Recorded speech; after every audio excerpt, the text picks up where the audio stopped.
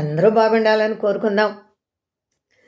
ఎప్పుడూ కూడా చెడు ముందు మిడిసిపడుతూ ఉంటుంది. తర్వాతే మంచికి ఎలాగో తెలుసుకుందాం. ఒక ఊరిలో ఒక జమీందారు గారు ఉండేవారు. ఆయన పేరు జగపతి. ఆయన భార్య సుశీల. వాళ్ళకిద్దరు పిల్లలు. జమీందారు గారు జగపతి గారంటే ఊళ్ళో అందరికీ కూడా మంచి గౌరవం. అలానే అన్ని పనులు కూడా ఆయనే చూసేవారు. ఏది వచ్చినా కూడా ఎలాంటి తగాదలైనా పరిష్కరించడం, మళ్ళీ ఊళ్ళో ఏదొచ్చినా కూడా ఆయనే ముందు చూసుకోవాల్సి ఉండేది. ఊరంతా కూడా ఆయన కనుసన్నుల్లోనే ఉండేది. గుడికి ధర్మకర్త కూడా ఆయనే. అలా ఆ గ్రామాన్ని మొత్తం కూడా ఆయన ఆధీనంలోనే ఉండేది, ఆయన చెప్పు చేతల్లోనే ఉండేది. ఆయన భార్య సుశీల కూడా భర్తకు తగ్గట్టుగా మంచి ఇల్లాలు. అందరికీ పని వాళ్ళందరికీ కడుపు నిండా భోజనం పెట్టేది, అడుక్కునే వాళ్ళకి లేదనకుండా పెట్టేది. అలాగే ఊర్లో ఎవరికి ఏ సహాయం కావాల్సి వచ్చినా ముందుండి చేసేది. అన్నిటికీ కూడా ఆవిడ చక్కగా మంచి పద్ధతిగా ఉండేటటువంటి ఇల్లాలు. వారికి ఇద్దరు పిల్లలు. అయితే జమీందారు గారు పక్క ఊర్లకు కూడా అప్పుడప్పుడు వెళ్ళి వాళ్ళకు కూడా సలహాలు ఇస్తూ ఉండేవారు. ఈ విషయం పక్కన టౌన్లో ఉన్నటువంటి చంద్రిక అనే ఒక వేశ్యకు తెలుస్తుంది. ఆ వేశ్య పట్టణంలో ఉండేది. ఈ యొక్క జగపతి గారి ఆస్తుపాస్తులు, జగపతి గారి విలువ అన్నీ తెలుసుకుంటుంది. తెలుసుకొని ఒక పథకం ప్రకారం ఆయన వచ్చేటప్పుడు చీకటి పడే వేళ ఆయన ఎక్కడికైనా కానీ గుర్రబండిలోనే వెళ్ళొచ్చేవారు. ఆ బండికి అడ్డంగా తన గుర్రబండిని పెట్టి అది చక్రం లేకుండా చేసి ఒక ప్లాన్ ప్రకారం అక్కడ ఉంటుంది. అప్పుడు ఆయన పొరుగురు నుంచి వస్తూ వస్తూ అక్కడ అడ్డంగా బండి ఉండటం చూసి అడుగుతాడు. ఆ బండి నడిపేటటువంటి ఆయన వెళ్ళి, ఏమిటమ్మా ఇక్కడ ఏం జరిగింది అని అంటే, ఇలా ఆవిడ గబక్కన బండి దిగి అక్కడికి వచ్చి, నా బండికి ఇట్లా ట్రబుల్ ఇచ్చింది, మరి మా బండి ఆయన పరికరాల కోసం పక్కన టౌన్కి వెళ్ళాడు అని ఆ జమీందారు గారితో చిన్నగా, మరి నాకు ఈ చీకట్లో నేను ఉండటం ఇబ్బంది కదా, కాబట్టి నన్ను ఇక్కడ పట్టణంలో ఉన్నటువంటి మా ఇంటి దగ్గర నన్ను దింపి వెళ్తారు, మీకు సమ్మతమేనా?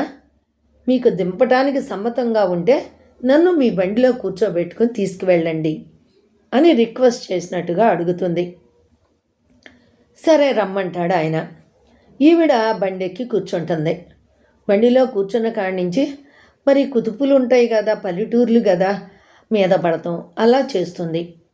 ఆవిడ కూడా ఎలా బాగా నగలవి వేసుకొని గుమగుమలాడే సెంటుతోటి ఉంటుంది. అలా ఇంటి దగ్గరకు రాగానే, ఇదే మా ఇల్లు, ఈరోజు మా ఆతిథ్యం తీసుకుందరు కానీ రండి అని ఆయన్ని చేయి పట్టుకుని దింపుతుంది. అలా ఇంట్లోకి వెళ్తారు.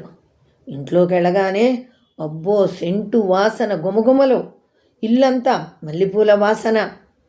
ఆమె పని వాళ్ళందరూ అటు ఇటు తిరుగుతూ హడావిడిగా ఉన్నారు. ఇక ఈవిడ ప్లాన్ ప్రకారం కదా ఇదంతా చేసింది. ఆయనను లోపలికి తీసుకెళ్తుంది. తీసుకెళ్ళిన తర్వాత ఆయనకి అన్నీ సపర్యలు గబగబా అన్నీ వచ్చినాయి, పలహారాలు అన్నీ అయిపోయింది. ఈ రాత్రికి మీరు ఇక్కడే ఉండి రేపొద్దున మీరు మీ ఊరికి వెళ్దురు కానీ అని ఉయ్యలుబడుతూ లయలుబడుతూ ఆయన్ని ఆ రోజు ఉంచేసుకుంటుంది. ఆయన కూడా చిన్నగా వంగిపోయాడు. ఆమె యొక్క మాటలకి, ఆమె చేష్టలకి లొంగిపోయాడు. అంతే కదా, వేశ్యలు చేసే వికారాలు వాళ్ళు చేస్తారు. వీళ్ళు మగవాళ్ళు కూడా ఒక్కొక్కళ్ళు ఉండగలుగుతారు, ఒక్కొక్కళ్ళు అలా లోబడిపోతారు. అలాగే ఆయన కూడా మగబుద్ధి లోబడిపోయాడు. ఇక మర్నాడు పొద్దున్నే మీరు మళ్ళా ఈరోజు కూడా సాయంత్రం రండి అని మళ్ళీ ఆహ్వానిస్తుంది. అలా ఇక ఆయన రోజు రావటం మొదలుపెట్టాడు. రోజు సాయంత్రం అయ్యేటప్పటికి గుర్రబండి వేసుకొని ఇక్కడికి రావటం, అలా చిన్నగా ముందలవాటు పడ్డాడు. అలా ఇక రాత్రిళ్ళు పోయి పగలు కూడా అక్కడే ఉండటం మొదలుపెట్టాడు. అంతగా ఆయన లోబడిపోయాడు. ఇక్కడ ఊర్లో అందరూ గుసగుసలు. తెలిసిపోయింది అందరికీ, ఈయన వేశ్య దగ్గరికి వెళ్తున్నాడు అని.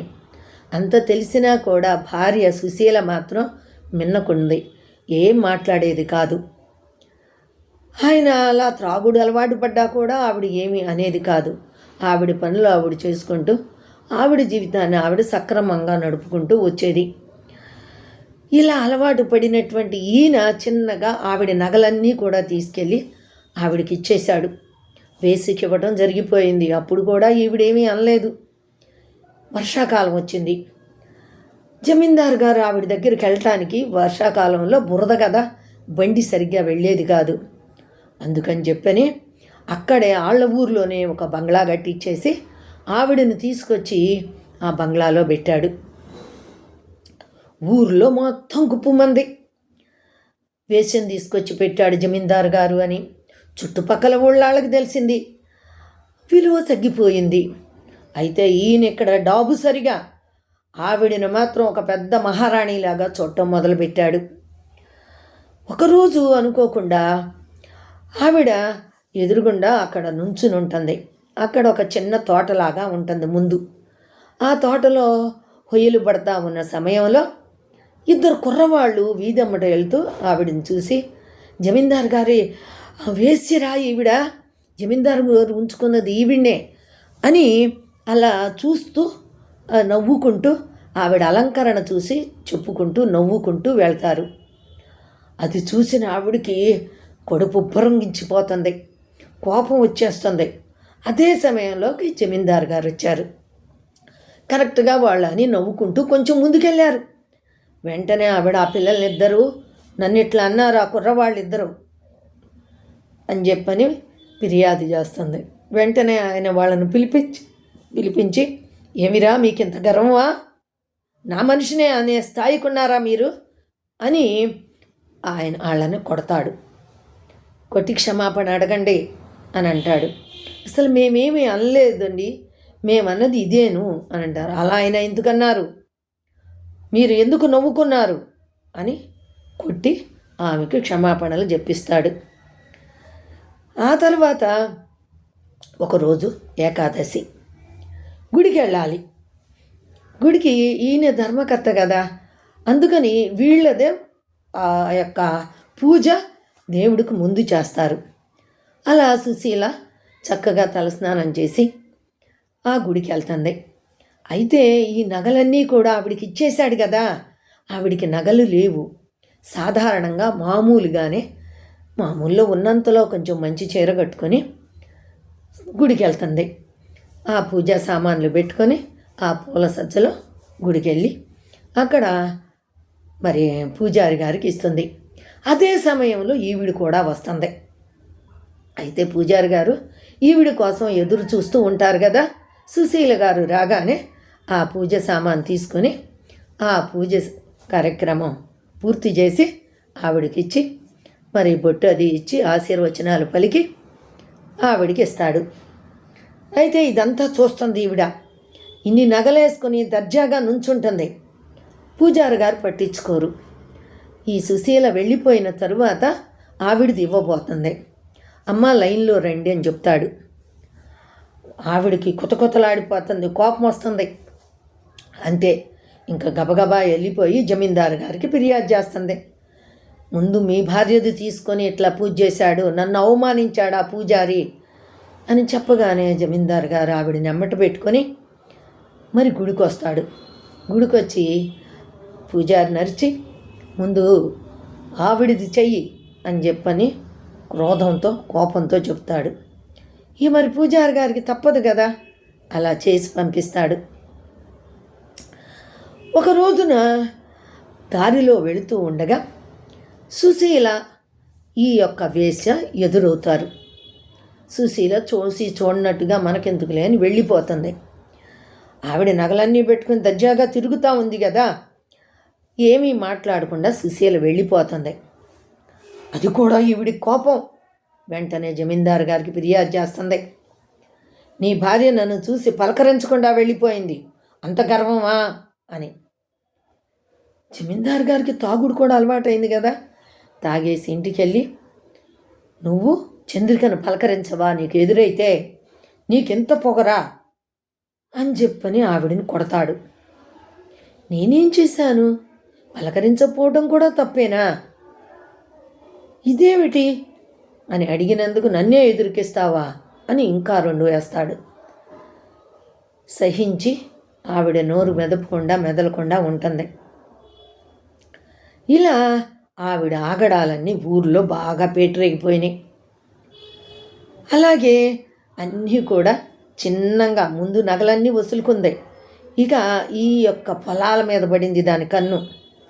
దానికి అందరూ చెప్పేవాళ్ళు చాలామంది ఉంటారు కదా, దానికి అన్నీ కూడా గూఢచారులు ఉన్నారు. అలా చిన్నంగా ఒక్కొక్కటి పొలాలన్నీ కూడా ఆయనకు తాగబోయటం, ఆయన దగ్గర లయగా అవన్నీ కూడా సంతకాలు చేయించుకోవటం, పొలం అంతా కూడా తీసేసుకుంది. ఒక రోజున అలా వీధిలో నుంచి వెళుతుంటే ఒక పెద్ద ఆయన ఆవిడికి తగులుతాడు. చూసుకోలే, కొంచెం ముసలాయన ఒడిలిపోయి ఉన్నాడు. ముసలాయన ఆయనకి తగిలి ఒక రాయి తగిలి ఆవిడ మీద పడతాడు. వెంటనే ఆవిడ చంపకేసి కొడుతుంది. అమ్మా, ఏంటమ్మా ఈ దౌర్జన్యం అని చెప్పని అంటాడు. ఇంతలోకి ఆ జమీందారు గారు వచ్చి, జగపతి గారు వచ్చి ఆ ముసలాయనను చూడకుండా ఆయన కూడా, ఏమిరా కళ్ళు కావరం ఎక్కినాయా? ఎవరైంది కనపడతలేదా? మీద పడతావా? నా మనిషి అని తెలీదా అని ఆయన వచ్చి ఒకటేస్తాడు. నేను చూసుకోలేదు బాబు, నాకు రాయి తగిలి పడ్డాను, ఆవిడని నేను పట్టుకోవాలని కాదు అని చెప్పినా కూడా వినడు. ఈ విషయం ఊరంతా పాకిపోతుంది. ఊరందరూ కూడా పైకి చెప్పకపోయినా లోపలందరూ కూడా తిట్టుకోవడం మొదలుపెట్టారు. ఏమిటి ఈ అరాచకం? జమీందారు గారిని ఎలా మార్చేసింది? ఒక స్త్రీ ఇంతటికి బరితెగింపా అనేసి, చెడుకి ఇంతటి అహంకారమా? మంచికి ఆయన భార్య ఉత్తమ ఇల్లాలు, ఆవిడిని చూస్తే పక్కకు నెట్టేసి ఈ చెడుతో ఉన్నటువంటి ఈ వేశ్యకు ఇలాంటి పట్టం కడుతున్నారు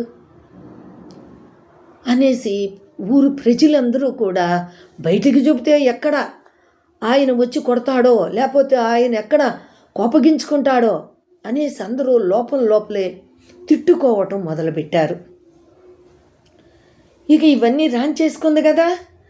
ఇక రాంచేసుకున్న తర్వాత చిన్నంగా పట్టణానికి చేరుకుంది. పట్టణానికి చేరుకున్నాక ఇక మొదలుపెట్టింది. ఇక ఆ చంద్రిక ఇక ఆయన్ని కూడా చిన్న చూపు చూస్తాం మొదలుపెట్టింది. ఆస్తి అంతా అయిపోయింది. ఇక ఆయన్నికి విలువ ఇవ్వకుండా, వచ్చినా కూడా పట్టించుకోకుండా ఇక మొదలుపెట్టింది. వేశ్య బుద్ధి అవే కదా, వేశ్య బుద్ధి చూపించడం మొదలుపెట్టింది. ఏమిటే నీకు ఇంత గర్వం ఎక్కిందా? మళ్ళా పట్టణం వచ్చేటప్పటికి పద మన పల్లెటూరుకి వెళదాం అంటాడు. నేను రాను ఆ పల్లెటూరుకి, ఇంకా నీకు ఆ పల్లెటూరుతో ఇంకా ఏమన్నా ఇంకా ఉందా? ఇంకా నేను ఆ పల్లెటూరుకి రావాల్సిన పని అవసరం లేదు. అలాగే నీ భూములన్నీ కూడా నాకు రాసి ఇచ్చేసావు, త్వరలోనే వాటినన్నిటినీ అమ్మకానికి పెట్టుకుంటున్నా అనేసి తెగేసి చెప్పేస్తుంది. అప్పుడు ఆశ్చర్యపోతాడు. అంటే అప్పుడు గుర్తొస్తుంది, ఏమిటి నేను నా భూములన్నీ రాసిచ్చేసానా అని ఆశ్చర్యంతో అన్నీ గుర్తు తెచ్చుకుంటాడు. లీలగా అన్నీ గుర్తొస్తాయి. ఓసి ముదనష్టపుదానా, ఎంత పని చేశావే! నిన్ను నమ్ముకుని నా భార్యను కూడా నేను చిన్న చూపు చూసి కొట్టాను. అలాంటి మహా ఇల్లాలను కూడా నేను కంటినీరు పెట్టించాను అని బాధపడుతూ వెళ్ళిపోతాడు. ఆయన వెళ్ళిపోయిన కొద్ది రోజులకి ఇక మరి అన్నీ అమ్ముకోవటం మొదలుపెట్టాడు. గుర్రబండి అమ్మేశాడు, పశువులను అమ్మేసుకున్నాడు. కొద్ది రోజులకే ఆ బంగళాన్ని ఖాళీ చేయించడానికి మనుషులు వస్తారు. తీరా చూస్తే ఆ బంగ్లా కూడా రాసిచ్చేశాడు, ఉండే ఇల్లు. ఇప్పుడు ఆయనకి ఆ పశువుల పాక ఒక్కటే మిగిలింది. ఇక ఏం చెయ్యాలో అర్థం కాల. ఇక ఆ బంగళాను వదిలేసి ఆ పశువుల పాకలోకి చేరతారు. ఇవన్నీ ఆలోచించి ఆయన జగపతి గారికి ఇంకా పక్షవాతం వచ్చి పడిపోతాడు. ఇక ఆయన మంచంలోనే ఇప్పుడు ఎవరు సేవ చెయ్యాలి? ఆ చెడు వచ్చి సేవ చేస్తుందా? ఇప్పుడు మంచిగున్న తన భార్యే కదా సేవ చేయాల్సింది. ఇంతటి కష్టకాలంలో కూడా ఎవరు ఆదుకుంటారు? భార్యే కదా. ఆ వేసి వచ్చి ఆదుకుంటుందా? ఎంత విర్రవీగావు! ఆ వేశ్యను చూసుకొని ఊరిలోని పొరుగు ప్రతిష్టలన్నీ తీసేసుకున్నావు. మరి చెడుకి ఎంతటి అహంకారాన్ని చూపించావు, అంతటి విలువనిచ్చావు. ఇవాళ నీ బ్రతుకేమైపోయింది? ఇక ఊరిలో అందరూ కూడా సుశీలమ్మ అంత మంచి ఇల్లాలు కదా. అప్పుడు అందరూ కూడా ఆ సుశీలమ్మ మంచితనానికి అందరూ తలా ఒకటి తెచ్చిచ్చి ఆవిడిని మళ్ళా నిలిపారు. ఆవిడి మంచితనానికి మంచినీళ్లు పుట్టినాయి. లేదంటే ఎలా ఉండవలసి వచ్చేది? ఆవిడి పోషించినటువంటి ఆ యొక్క మనుషులే ఈరోజు ఆవిడికి ఆసరాగా నిలబడ్డారు. చూశారా? ఎప్పుడైనా కూడా చెడుకి ఎక్కువ ప్రాధాన్యత ఇస్తే అప్పుడు దగదగలాడిపోతుంది. తర్వాత అసలైనటువంటి మంచితనానికే విలువ ఉంటుంది. పనికిమాలిన జరి అప్పుడుకప్పుడు బాగా దగదగలాడుతుంది. కానీ బంగారానికి ఉన్న విలువ మంచితనమే కదా. అలాంటి తళుకు బెళుకుల జరినే అలాంటి వేశ్యలు, అలాంటి చెడు కూడా. అర్థమైంది కదా? మీకు నచ్చినట్లయితే ఒక లైక్ చేయండి, అలాగే ఒక కమెంట్ ఇవ్వండి, మీకు కుదిరితే షేర్ చేయండి.